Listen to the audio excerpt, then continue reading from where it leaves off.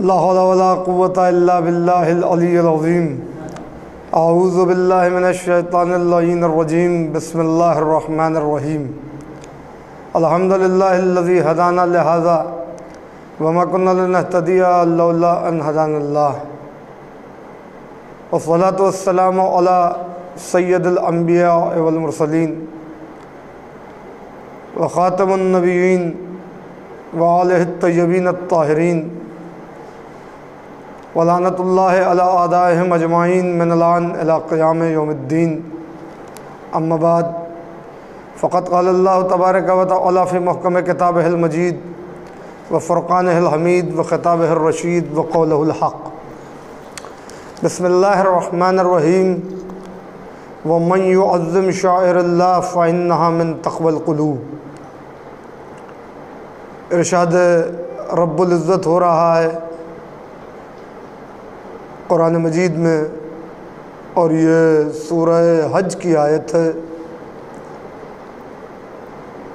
کہ وَمَن يُعَظِّمْ شَعَائِرَ اللَّهِ، جس نے اللہ کے شعائر کی تعظیم کی تو یہ دلوں کے تقوی کا ایک حصہ ہے، ایک جز ہے۔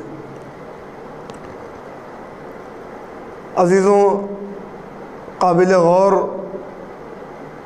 بات یہ ہے کہ قرآن مجید میں پروردگار عالم نے جہاں اپنی عبادتوں کا ذکر کیا ہے وہیں تعظیم کا بھی تذکرہ کیا ہے، اور اسلام جہاں دین فطرت ہے، دین معاشرت ہے، دین طہارت ہے، دین حق اور حقیقت ہے، وہیں اسلام دین تعظیم بھی ہے۔ یعنی اسلام اپنے کلمہ پڑھنے والوں کو تعظیم کا درس دیتا ہے تاکہ اس تعظیم اور تکریم کے ذریعے ایک صحت مند معاشرے کی بنیاد رکھی جا سکے۔ ایک بچے پر بزرگ کی تعظیم لازم ہے، ایک شاگرد پر استاد کی تعظیم لازم ہے، اولاد پر والدین کی تعظیم واجب ہے۔ اسی طریقے سے جو اللہ کی برگزیدہ ہستیاں ہیں، جن کو پروردگار عالم نے منتخب کر لیا ہے، چن لیا ہے، جن کا اصطفیٰ کیا ہے، جن کا اجتباء کیا ہے، جن کو الیکٹ کیا ہے، جن کو سلیکٹ کیا ہے، ان کی تعظیم اور تکریم کو بھی اللہ نے اپنی عبادت کا ایک حصہ قرار دیا ہے۔ یہ ماہ رمضان المبارک ہے، اور ماہ رمضان المبارک میں ہم آپ روزہ رکھتے ہیں۔ مسلمان روزے کی عظیم ترین عبادت سے سرفراز ہوتا ہے۔ روزے کے متعلق پروردگار قرآن میں کہہ رہا ہے کہ یا ایھا الذین آمنوا کتب علیکم الصیام، اے ایمان والو روزے تم پر لکھ دیے گئے جس طریقے سے تم سے پہلے والوں پر لکھے گئے۔ ہر چیز کی ایک علت ہے، ایک سبب ہے، ایک ریزن ہے، ایک وجہ ہے۔ کیوں روزے لکھے گئے، کیوں روزے فرض کیے گئے؟ لعلکم تتقون، تاکہ اس پریکٹس کے ذریعے تم شاید متقی ہو سکو۔ جو لوگ عربی گرامر سے واقف ہیں وہ اس حقیقت کو جانتے ہیں کہ جہاں لا اللہ کا لفظ آئے وہاں 100% یا 100% بات نہیں ہوتی، یعنی یقینی طور پر یہ نہیں کہا جا سکتا کہ تم متقی ہو ہی جاؤ گے۔ قابل غور ہے یہ نکتہ، ناظرین اس پر غور کریں کہ یقیناً تم متقی ہو جاؤ ایسا نہیں ہے۔ ہاں 60% یا 50% اس پریکٹس کے ذریعے تم متقی ہو سکتے ہو۔ پتہ چلا مشروط ہے تقوی روزے کے ذریعے اور عبادات کے ذریعے، نماز ہو، روزہ ہو، حج ہو، زکوٰۃ ہو، خمس ہو، یہ تقوی کی پوری ضمانت نہیں دیتے، مگر جو چیز تقوی کی پوری ضمانت دے رہی ہے وہ ہے شاعر اللہ کی تعظیم۔ شاعر اللہ کے معنی کیا ہیں؟ شاعر اللہ کہتے کس کو ہیں؟ عربی میں ایک لفظ ہے شعیرہ۔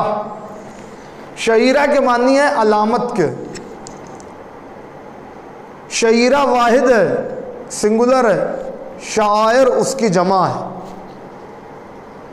یعنی بہت سی علامتیں۔ تو اب جس چیز کو دیکھ کر یا جس شے کو دیکھ کر اللہ کی یاد آ جائے اور اس کے جاہ و جلال اور اس کی عظمت اور اس کی جلالت اور اس کے جبروت کا اندازہ ہو جس چیز کو دیکھنے سے، اسے شاعر کہتے ہیں، اسے شعیرہ کہتے ہیں۔ اور یہی علامتیں زیادہ ہوں، کثرت میں ہوں تو وہ شاعر کہلاتی ہیں۔ توجہ رکھیے گا، وہ چیزیں شاعر کہلاتی ہیں۔ ظاہر ہے یہ اپنے آپ میں ایک مستقل عنوان ہے اور جس کے لیے مجھ جیسے جاہل کے واسطے بھی کئی اشرے درکار ہیں۔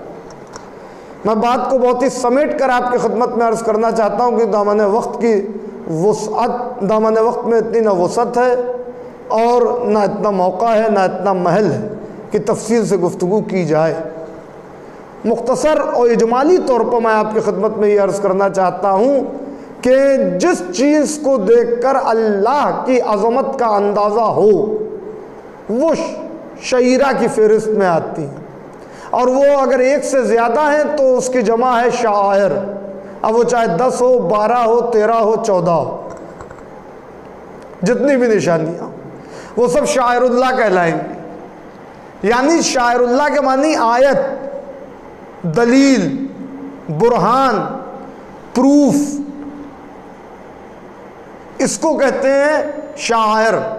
تو جب شاعر اللہ کی تعظیم دلوں کے تقوی کی نشانی ہے تو اب اگر کوئی اس منزل پر ہو کہ چہرہ دیکھا جائے تو وجہ اللہ، آنکھیں دیکھی جائیں تو عین اللہ، ہاتھ دیکھا جائے تو ید اللہ، پورے وجود کو دیکھا جائے تو نفس اللہ، عہدہ پوچھا جائے تو ولی اللہ، اس کی تعظیم و تکریم کتنی عظیم ہوگی اس کا اندازہ مسلمان کو خود لگا لینا چاہیے کہ اب رسول خدا اپنی زبان وحی سے اس کے متعلق ارشاد فرمائیں گے کہ ذکر علی عبادہ، حب علی عبادہ، علی کا ذکر عبادت ہے، علی کی محبت عبادت ہے، النظر الی وجہ علی عبادہ، علی کے چہرے پہ نظر کرنا عبادت ہے۔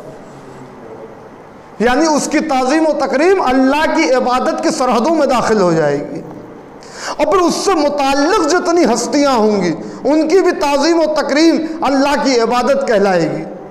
اب چاہے وہ تعظیم و تکریم ان کے سامنے موجود ہونے پہ ہو یا ان کے نظروں سے اوجھل ہو جانے پر ہو، وہ نظروں سے اگر دور بھی ہیں تب بھی ان کی تعظیم کرنی ہے، ان کی تکریم کرنی ہے۔ اور یہ تعظیم و تکریم بدعت نہیں ہے۔ اگر کوئی تصور کرتا ہے کہ وہ بہت بڑا موحد ہے اور توحید پرست ہے اور کسی کی تعظیم و تکریم نہیں کرتا تو اس مفتی سے جا کے کوئی سوال کرے کہ کیا تم اپنے گھر میں اپنے ملازم سے جس طرح بات کرتے ہو اسی طرح اپنے ماں و باپ سے بھی بات کرتے ہو؟ ظاہر ہے کہ اگر وہ ایسی حرکت کرے گا تو کوئی اس سے مفتی کیا مسلمان نہیں تصور کرے گا، ارے مسلمان کیا انسان ماننے تک کے لیے تیار نہیں ہوگا۔ تعظیم و تکریم اسلام کا بہت بڑا فلسفہ ہے۔ اسی لیے اعلان کیا کہ وَقَضَىٰ رَبُّكَ أَلَّا تَعْبُدُوا إِلَّا إِيَّاهُ، کہ فیصلہ ہے تمہارے رب کا، یہ حتمی فیصلہ ہے کہ عبادت صرف اس کی ہوگی، وَبِالْوَالِدَيْنِ إِحْسَانًا، مگر اپنے والدین کے ساتھ احسان کرو۔ تو یہ کیوں کہا؟ عبادت کے بعد تعظیم و تکریم کا ذکر کیوں ہے؟ جہاں عبادت ہے مگر تعظیم نہیں ہے، تکریم نہیں ہے، حجت خدا کی عزت نہیں ہے، حجت خدا کی تعظیم نہیں ہو رہی ہے، وہاں اللہ سالوں کی نہیں ہزاروں سال کی عبادتوں کو منہ پہ مار دیتا ہے۔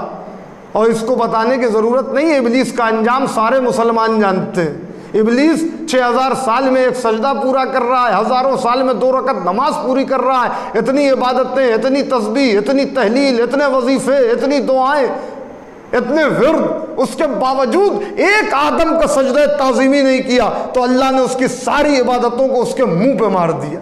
یعنی اللہ نے بتایا کہ جہاں عبادت میری ہو مگر میری حجت کی تعظیم نہ ہو، وہ شیطانی توحید تو ہو سکتی ہے، رحمانی توحید نہیں ہو سکتی۔ رحمانی توحید وہ ہے کہ جہاں اللہ کی حجتوں کی عزت کی جائے، ان کی تعظیم کی جائے، اور یہ تعظیم وہ ہے کہ جسے ملحوظ خاطر رکھا اللہ نے قرآن مجید میں۔ پیغمبر اسلام جہاں اللہ کے حبیب ہیں، اللہ کے رسول ہیں، اللہ کے نبی ہیں، اللہ نے اور انبیاء کو جب خطاب کیا تو انداز الگ ہے قرآن مجید میں۔ مگر جب اپنے نبی اپنے حبیب سے خطاب کیا تو طریقہ الگ اختیار کیا. جب حضرت آدم کو آواز دی تو براہ راست آواز دی, یا آدم اسکن انت و زوجک فی الجنہ, اے آدم تم اور تمہاری زوجہ جنت میں رہے, جنت میں ساکن رہے. یا نوح بت بسلام منا, اے نوح میرے سلامتی کے ساتھ چلو. یا داؤد انا جعلناک خلیفۃ فی الارض, یا ابراہیم بغیر استثناء بغیر ایکسپشن. قرآن مجید میں آیتوں کے انبار ہیں کہ جہاں پروردگار نے آدم سے لے کے عیسیٰ تک تمام انبیاء کا نام لے کے انہیں مخاطب کر لیا, جن کا بھی ذکر کیا قرآن میں. یا داؤد انا جعلناک خلیفۃ فی الارض, اے داؤد ہم تمہیں زمین پر لوگوں کا خلیفہ بنا رہے ہیں. یا ابراہیم صدقت الرؤیا, اے ابراہیم تم نے خواب کو سچ کر دکھایا.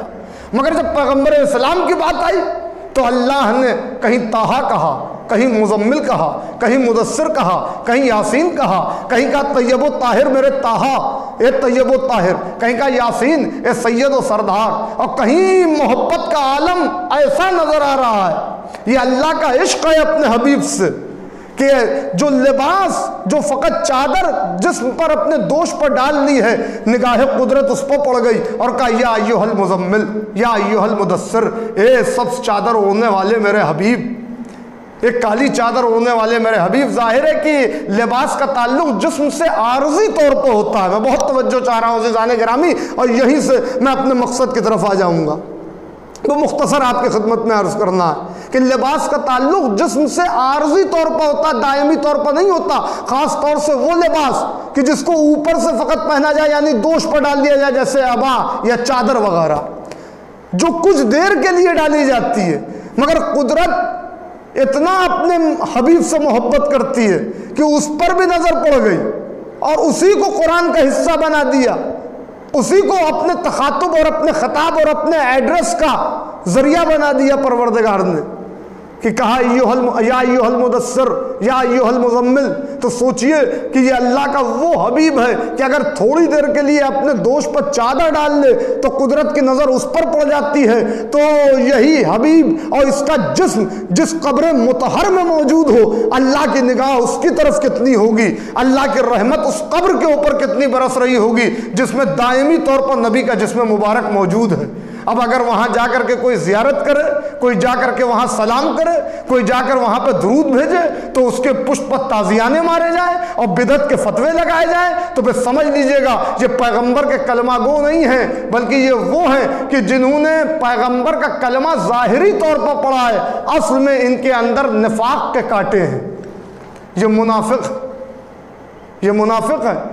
یہ فتویٰ دے دیا گیا کہ جنت البقیع کو منہدم کر دیا جائے. ارے جنت البقیع میں کون دفن ہے؟ پیغمبر اسلام کی وہ اکلوتی بیٹی جس کے لیے نبی نے کیا کیا نہیں ارشاد فرمایا کہ میری بیٹی ام ابیہا ہے, جس کے لیے معصومین نے کہا کہ یہ حقیقت لیلۃ القدر ہے. امام حسن علیہ السلام جن کے لیے رسول خدا نے کہا کہ حسن و حسین جنت کے جوانوں کے سردار ہیں.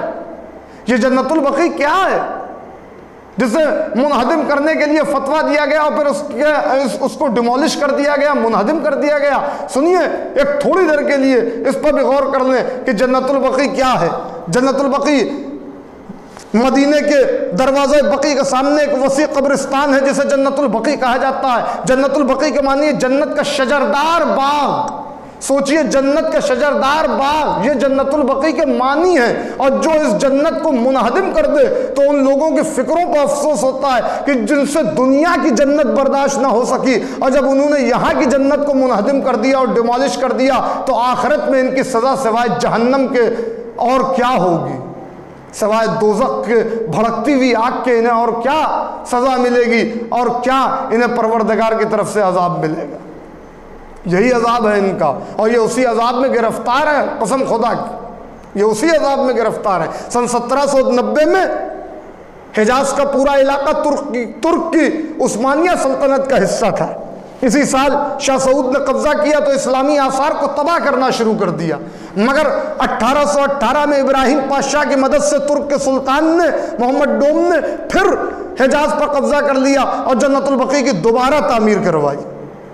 سیکنڈ ورلڈ وار کے دوران، کہ جب سیکنڈ ورلڈ وار ہو رہا تھا تو انگریزوں نے یہ دیکھا کہ ہم کس طریقے سے حجاز پر قبضہ کریں، لہذا انہوں نے اپنی روایتی عیاری کا ثبوت دیتے ہوئے دو قبائل کو ملا لیا، جس میں ایک شاہ سعود کا قبیلہ تھا اور ایک قبیلہ شریف حسین کا تھا۔ یہ میرے نوجوان بھائیوں کے لیے جاننا بہت ضروری ہے کہ اس تاریخ کو جانیں۔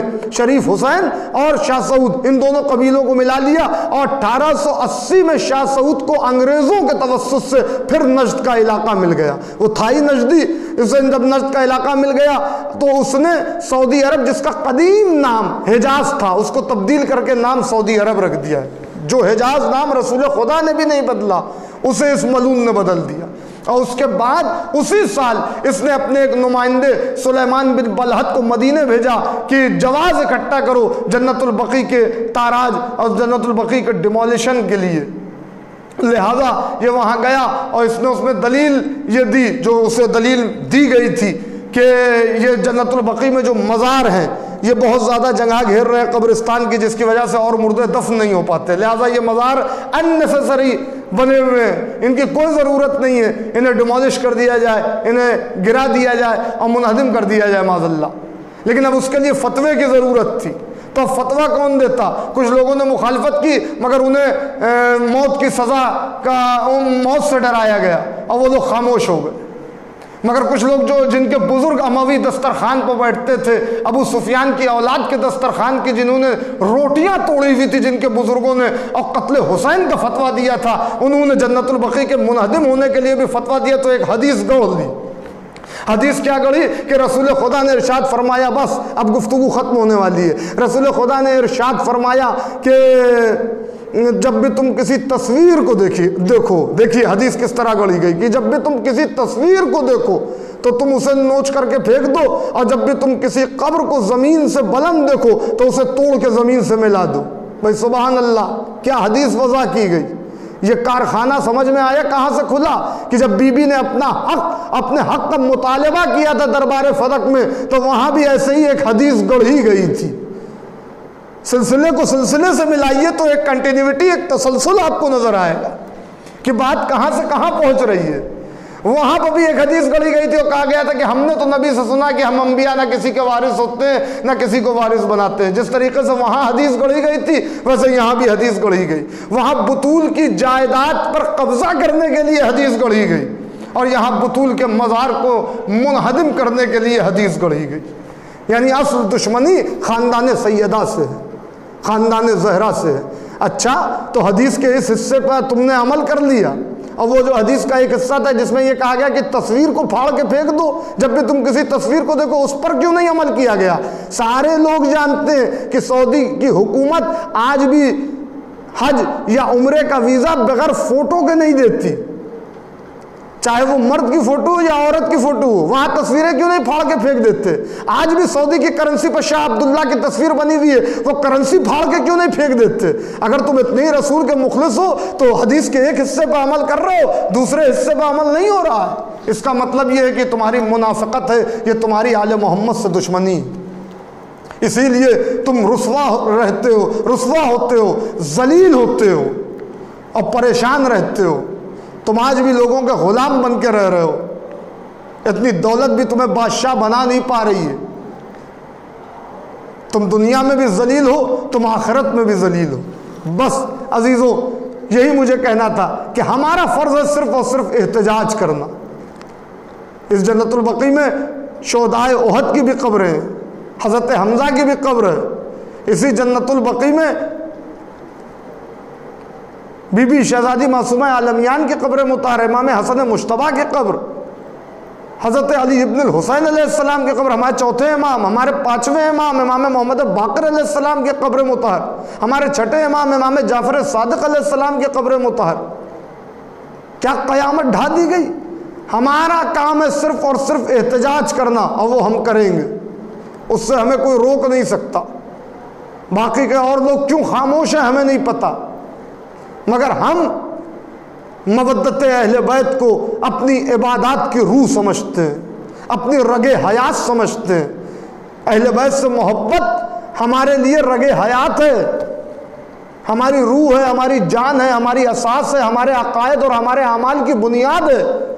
لہٰذا ہم یہ پروٹیسٹ کرتے رہیں گے، اور اس پروٹیسٹ کی سیکھ ہم نے شہزادی معصومہ عالمیان سے لی ہے کہ انہوں نے جو فدق کے موقع پر خطبہ دیا، وہ معرکہ یارہ خطبہ آج بھی تاریخ میں موجود ہے، جو خطبہ فدق کہلاتا ہے، اس کا بہت سے حصہ اس حقیر کو بھی حفظ ہے۔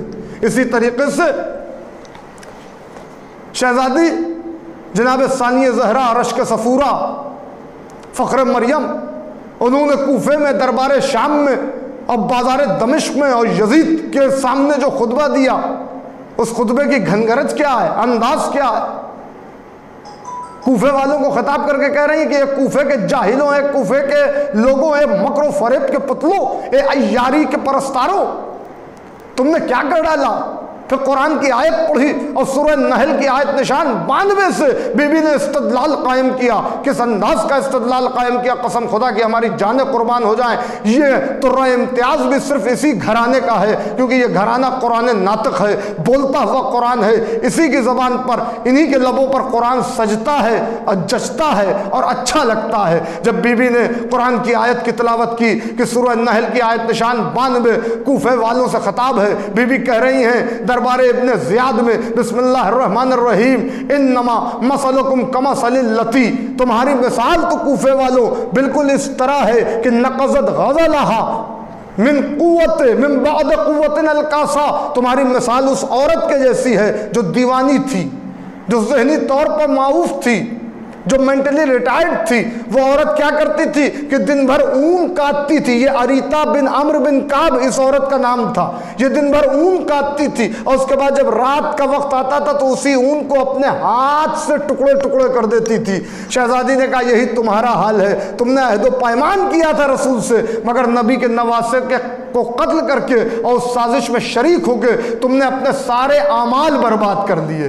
آج بھی یہی ہو رہا ہے۔ مسلمان، یہ رمضان کا مہینہ ہے، رمضان کے مہینے میں تراویح بھی ہو رہی ہے، رمضان کے مہینے میں قرآن کی تلاوتیں بھی ہو رہی ہیں، روزے بھی رکھے جا رہے ہیں، عبادتیں بھی کی جا رہی ہیں، ورد بھی ہو رہا ہے، تسبیح بھی ہے، تحلیل بھی ہے، مگر 8 شوال کو ان مسلمانوں کی خاموشی ان سارے اعمال کو برباد کرتے ہوئے نظر آ رہی ہے، اس لیے کہ جس کی مودت و محبت کو اجر رسالت اور اجر عبادت قرار دیا گیا تھا، اس کے غم میں کوئی نہیں شریک ہے سوائے ایک فرقے کے جو شیعہ فرقہ کہلاتا ہے، اور ہم بس اسی لیے شریک ہیں۔ یاد رکھیے گا، بس ختم کر رہا ہوں، ان خطبوں میں جہاں آپ کو الفاظ ہو سکتا ہے جدا نظر آئیں، استدلال جدا نظر آئیں، قرآن کی آیتیں الگ الگ نظر آئیں، مگر گھنگرج ایک ہے۔ وہ گھنگرج ہے علیانہ لہجے کی، وہ گھنگرج ہے علوی لہجے کی، وہ گھنگرج ہے، وہ ہیبت ہے حیدر کرار کے لہجے کی، کہ دربار فدق سے لے کر شام کے بازار تک یہ ذوالفقار خطابت تھی ان ہستیوں کی جو گویا تھی اور جو چل رہی تھی، دربار فدق سے لے کے بازار شام تک اور دربار شام تک۔ یہ ذوالفقار خطابت تھی جس نے یزیدیت کے پرخچے ہوا رکھے تھے، اس ذہنیت کو مسمار کر دیا تھا جس ذہنیت میں یزید جیسے لوگ پل رہے تھے، اور ہم کو یہ سیکھ دی کہ تم پروٹیسٹ کرو، تم آواز اٹھاؤ، ظلم کے خلاف آواز اٹھاؤ، ظلم ناروا کے خلاف آواز اٹھاؤ، ظلم و استبداد کے خلاف آواز اٹھاؤ۔ یہ ظلم و استبداد کے خلاف آواز اٹھانا معصومین کا وطیرہ ہے، اور سیرت شہزادی معصومہ عالمیان ہے، اور سیرت جناب زینب کبریٰ صلوات اللہ علیہا۔ بس میں نے اپنی گفتگو کو تمام کر دیا عزیزوں، اسی سیرت پر ہم عمل کر رہے ہیں۔ اب ہمارے احتجاج سے کیا ہوگا کیا نہیں ہوگا یہ فیصلہ بعد میں ہے، یہ بعد کی بات ہے، مگر بس ہم اتنا کر رہے ہیں کہ مودت کے تقاضے کو پورا کرنا ہے۔ حضرت ابراہیم کو جب آگ میں ڈالا گیا تو آتش نمرود میلوں تک پھیلی ہوئی تھی، ایک چھوٹا سا پرندہ تھا جو اپنے منقار میں چند قطرے پانی کے لاتا تھا اور اس آگ میں ڈالتا تھا۔ اسی کے قبیلے کے پرندوں نے اس سے پوچھا اتنی بڑی آگ کو تیرے یہ قطرے بجھا لیں گے؟ اس نے کہا میں جانتا ہوں میرے یہ قطرے نہیں بجھا پائیں گے اس آگ کو، مگر کل جب ابراہیم کے ناصروں کی فہرست تیار ہوگی تو اس میں میرا بھی ذکر ہوگا۔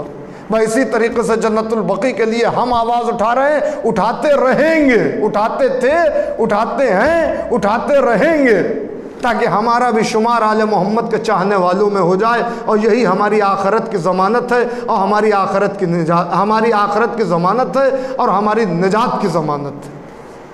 بس عزیزوں میں نے تمام کر دیا۔ وہ مرکز عصمت و طہارت وہ ہمارا مرکز جہاں سے عصمت اور امامت اور ولایت اور نبوت اور رسالت کے صاف اور شفاف دھارے بہتے ہوئے نظر آتے ہیں. ہمارا مرکز وہ نہیں ہے جہاں سے وائرس پھیلتا ہے. ہمارا مرکز وہ ہے کہ جہاں سے عصمت کے اور ولایت کے صاف اور شفاف نہریں جاری ہوتے ہوئے نظر آتی ہیں. اس مرکز عصمت و طہارت کو بطول کہتے ہیں، اور اس بطول کی آرام گاہ ہے جنت البقیع. اس بطول کی آرام گاہ ہے جنت البقیع. آثار کو مٹا کر تم چاہتے ہو ذکر مٹ جائے گا، یہ تمہارا خیال خام ہے. تم کیا سمجھتے ہو کہ آثار کو مٹاؤ گے وہ ذکر مٹ جائے گا؟ یہ فقط تمہارا خیال ہے اور کچھ نہیں ہے. تم نے یہ چاہا تھا کہ جنت البقیع منہدم ہو جائے گی، ذکر سیدہ نہیں ہوگا، مگر تمہیں پتہ ہی نہیں کہ 8 شوال کو آج کتنا ذکر ہو رہا ہے، کتنی مجلسیں ہو رہی ہیں. الحمدللہ رب العالمین، کتنی مجلسیں ہو رہی ہیں، کتنا ذکر ہو رہا ہے، کتنا اہل بیت کا تذکرہ ہو رہا تھا. تمہارا تو مقصد تھا کہ ذکر نہ ہو، مگر ذکر تو اور بڑھ گیا. یہی تو آل محمد کا معجزہ ہے، یہی تو آل محمد کا کمال ہے. بس عزیزوں، ہمارا فرض ہے کہ ہم ہر سال 8 شوال کو، اس زمانے میں ملعون شاہ سعود نے 21 اپریل سن 1925 کو جنت البقیع کو منہدم کیا تھا. ہم ہر سال اسی کی یاد میں احتجاج کرتے ہیں اور امام زمانہ کو ان کی جدہ کا اور ان کے اجداد کا پرسہ دیتے ہیں.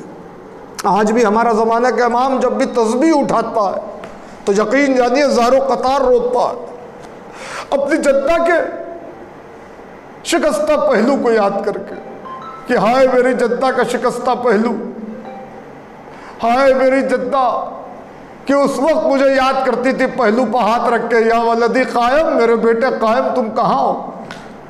وہ میرا مولا آئے گا تو انشاءاللہ جنت البقیع کی تعمیر ہوگی اور شایان شان تعمیر ہوگی انشاءاللہ. عزاداروں، وہ میں نے تمام کر دیا. یہ کتنی مظلوم بی بی ہے جسے نہ دنیا میں چین سے رہنے دیا گیا، نہ دنیا والوں نے جانے کے بعد کہ جب یہ دنیا سے میری شہزادی چلی گئی تب بھی چین سے نہیں رہنے دیا. آج بھی بطول ہر فرش عزا پہ آتی ہیں اور آپ کے یا حسین کہنے سے پہلے وہ حسینہ کی صدا بلند کرتی. آج بھی میری شہزادی ہر عزادار کے پاس جاتی ہیں، اپنے رومال کو لے کر لاؤ میرے زخم جگر کا مرہم مجھے دے دو. یہ عزاداری، یہ ماتم، یہ گریہ، یہ آنسو، یہ سب کچھ بطول کی تمنا ہے، بطول کی آرزو ہے. ہاں عزاداروں، خدا آپ کو کسی غم میں نہ رلائے. جو مومنین بھی جنت البقیع کے سلسلے میں احتجاج کرتے ہیں، اللہ ان کی جان و مال و عزت و آبرو و ناموس کی حفاظت کرے، ہر وبا اور ہر بلا سے محفوظ رکھے.